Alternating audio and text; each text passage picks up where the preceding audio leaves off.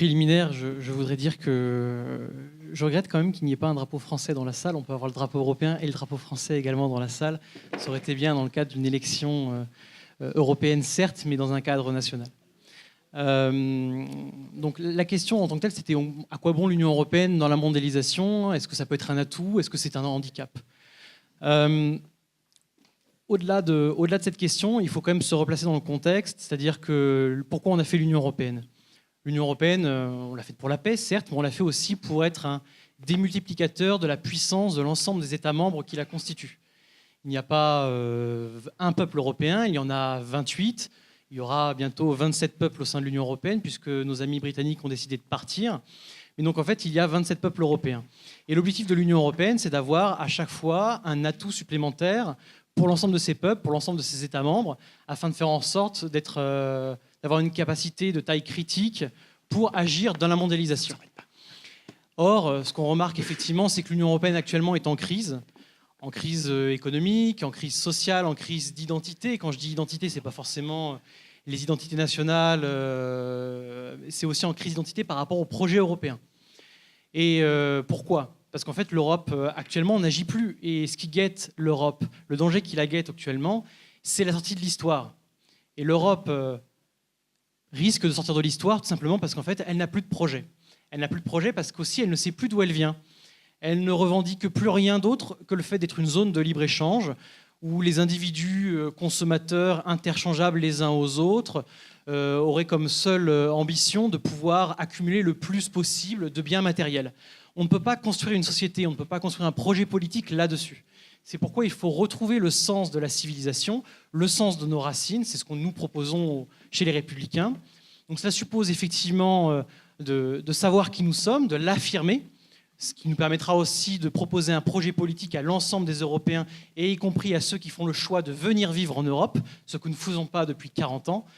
Et pour cela, en fait, nous proposons donc un projet très simple qu'on a baptisé « Refonder l'Europe et rétablir la France », puisque les deux vont de pair, ce sont deux piliers qui vont ensemble, puisqu'on considère effectivement que refonder l'Europe, c'est la première pierre aussi pour rétablir la France. Et donc c'est un projet politique qui propose donc autre chose que le saut en avant fédéraliste que proposent donc certains partis politiques, que je ne citerai pas ici, mais qu'ils proposent. Donc en fait, une Europe finalement pour elle-même, désincarnée, isolée, assez technocratique. Ou alors, certains proposent également le repli nationaliste, donc quasi autarcique. Donc en fait, voilà, ce que nous proposons finalement, c'est une Europe concrète, avec une civilisation qui se protège aussi dans la mondialisation et aussi qui, derrière, a des projets concrets pour pouvoir incarner le projet politique européen dans l'avenir. Merci beaucoup. Je vais également essayer de parler à la fois de la sécurité et de l'environnement en 3 minutes. Ça va être très court. J'espère que je vais y arriver. Derrière cette thématique de l'environnement comme de la sécurité, c'est la thématique de la protection, en fait. Les Républicains, au niveau sécuritaire, au niveau vraiment de la thématique de la sécurité, effectivement, on est pour plus de protection, à la fois européenne et à la fois française. Au niveau européen, ce qu'on propose, c'est de renforcer les moyens de l'agence Frontex et de la réinventer. D'ailleurs, au passage, on parlait d'augmenter à 10 000 le nombre d'agents au sein de l'agence du corps de garde-frontières Frontex, qu'ils soient permanents ou ponctuels. Ce sont les Républicains qui ont porté cela au Parlement européen. On propose également de refonder Frontex et de modifier son mode de fonctionnement opérationnel pour faire en sorte que ce soit plus efficace, pour avoir des frontières extérieures sûres, pérennes et stables, et qui ne soient pas une passoire comme c'est le cas actuellement. De la même manière, on propose de renforcer aussi les frontières nationales. Donc en fait, Schengen ne marche pas actuellement. Il ne s'agit pas de remettre en cause la libre circulation des citoyens de l'Union européenne. Tous les citoyens de l'Union européenne ont une libre circulation au sein de l'Europe. Mais en revanche, on veut s'appuyer sur 2 piliers. Des frontières européennes sûres et des frontières nationales également, où on pourrait faire des contrôles de manière systématique. Actuellement, on peut faire des contrôles sur la base d'une analyse de risque, sur motif de lutte contre le terrorisme uniquement à la frontière pour une durée limitée. Nous, ce qu'on propose, c'est d'étendre la durée, voire de le faire de manière illimitée, et sur motif d'immigration, et de manière quasi systématique. Il ne s'agit pas de rétablir le passeport ni le visa à l'entrée, il s'agit juste de pouvoir contrôler qui rentre ou sort du territoire.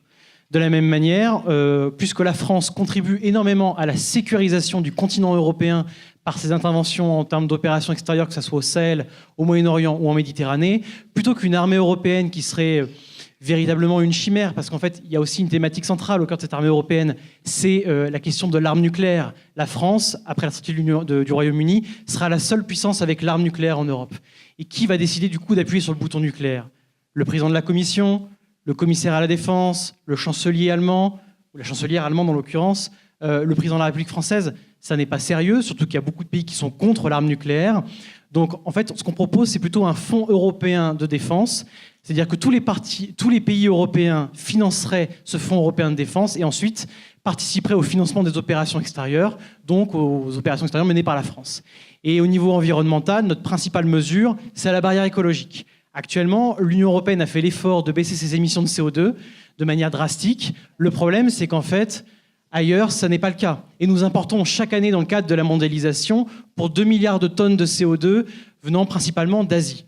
Donc nous, ce que nous proposons, c'est de taxer à peu près 27 € la tonne de CO2 pour pouvoir aussi, du coup, récolter 50 milliards d'euros de financement pour les énergies propres, renouvelables, le financement de la recherche dans l'innovation, pour faire la croissance verte de demain, et aussi rétablir du coup le différentiel entre les producteurs français et les producteurs français et européens et les producteurs non européens, puisque nous imposons des normes sociales et environnementales que les autres ne s'imposent pas.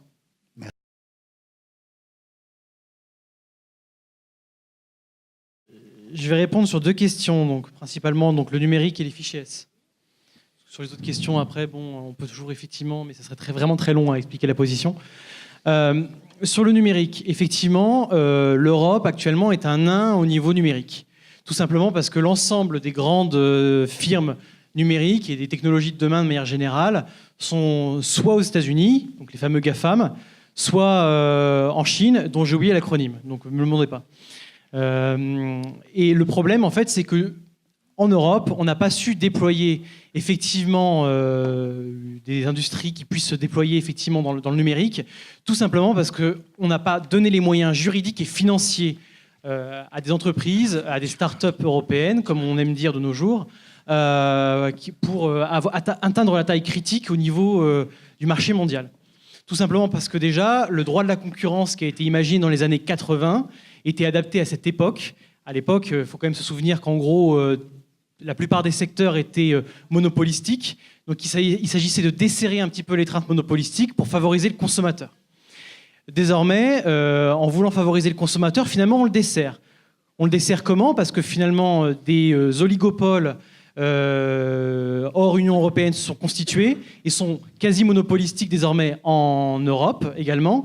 Et elles acquièrent également toutes les données des citoyens européens, des utilisateurs d'Internet notamment. Et l'objectif maintenant, c'est vraiment de réussir à faire émerger des champions européens.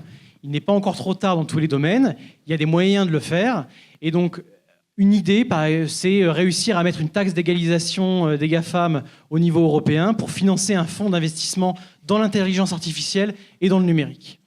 Au niveau des fichiers S, je suis d'accord avec vous, on ne peut pas dire qu'on protège les Français et de manière générale les Européens lorsqu'on fait rentrer 11 000 fichiers S, comme vous le dites. Je ne suis pas sûr du chiffre, par contre. En revanche, je ne suis pas sûr qu'on ait fait rentrer 11 000 fichiers S en France. Il faut savoir une chose, c'est que sur les fichiers S, il y en a 20 000 à peu près en France.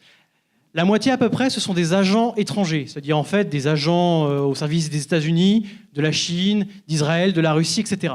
Ceux-là, évidemment, on ne va pas les interner, on les laisse sur le territoire, on les laisse agir pour pouvoir les surveiller et savoir comment comptent faire nos concurrents sur la scène internationale pour nous déstabiliser et avancer leurs pions à la fois en Europe, mais aussi en France.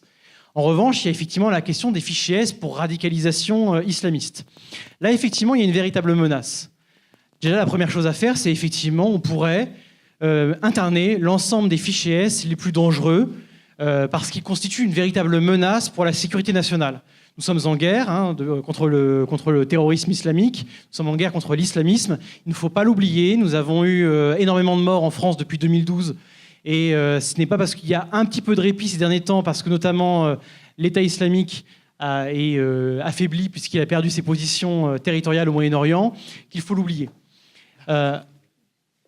Et au passage, nous avons aussi développé une chose, c'est pour pouvoir lutter contre le terrorisme, il faut aussi avoir des fichiers. Et ces fichiers, il faut qu'ils puissent communiquer entre eux. Au niveau des vols aériens, bien que certains partis politiques aient prétendu que les terroristes ne prenaient jamais l'avion, nous avons développé le fichier PNR qui permet de contrôler en amont les terroristes qui prennent l'avion. Il faut réussir à développer Il faut réussir à développer ce mécanisme à l'ensemble des vols intérieurs au sein de l'Union européenne et pas uniquement aux vols qui quittent l'Union européenne ou qui viennent au sein de l'Union européenne. Et puis, il faut faire communiquer l'ensemble des bases de données. Il y a c'est pas grave.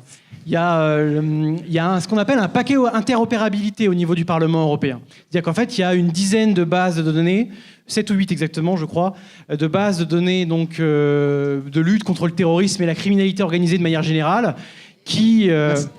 S'il vous plaît. Oui, je termine quand même. S'il vous plaît. Donc il y a 7 à 8 fichiers qui existent actuellement au niveau européen, mais qui ne communiquent pas entre eux.